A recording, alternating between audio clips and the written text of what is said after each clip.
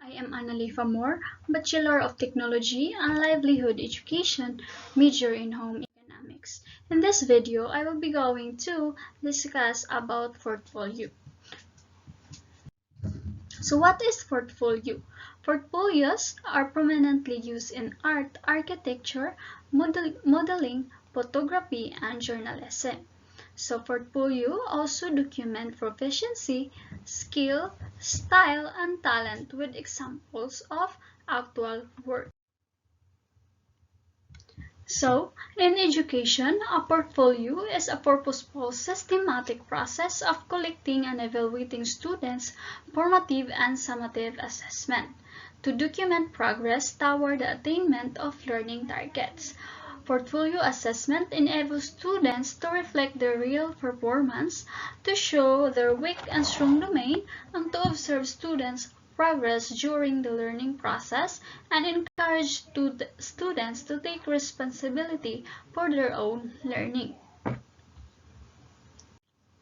So portfolio assessment can be a form of both formative and summative assessment. As a formative assessment tool, portfolios allow teachers to provide feedback on learners' progress. While the summative portfolio focuses on the product or end result of the student's learning, such as, for example, a digital recording or a final performance, or a lab report, or a final series of photographs. So what is an effective portfolio? Effective portfolio is purposeful. It is systematic and well organized. It contains meaningful work, has pre-established guidelines, engages students in selection, evaluation, and reflection. It motivates students and documents progress based on clear, well-specified scoring criteria. So some suggest that portfolio are not really an assessment at all because they are just collection of previously completed assessment. But if we consider assessing as gathering of information about someone or something for a purpose, then a portfolio is a type of assessment. Sometimes the portfolio is also evaluated or graded, but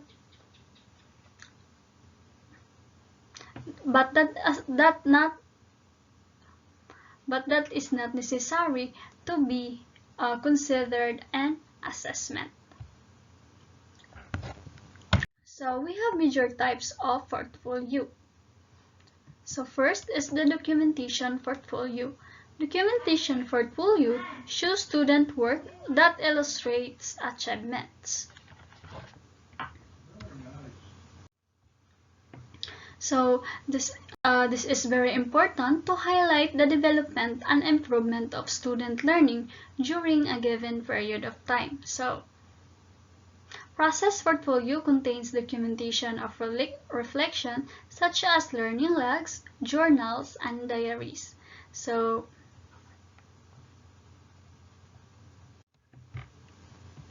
next is the growth portfolio. Growth portfolio reveals change in student proficiency over time. So student growth portfolio is designed to provide teacher with an authentic, individualized, student-centered growth measure that contributes to professional learning and development. So this model measures students' growth through student work samples scored by the teacher. Now, examples of portfolio. So number one is documentation or celebration portfolio. So this portfolio, students decide what accomplishments or achievement they are most proud, and they will showcase it to the class. Another example is documentation of competence.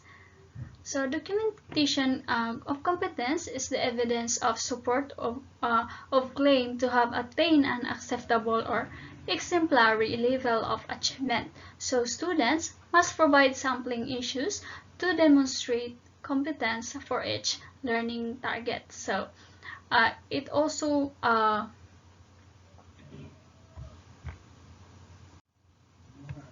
so that's all for today. Thank you for listening and God bless.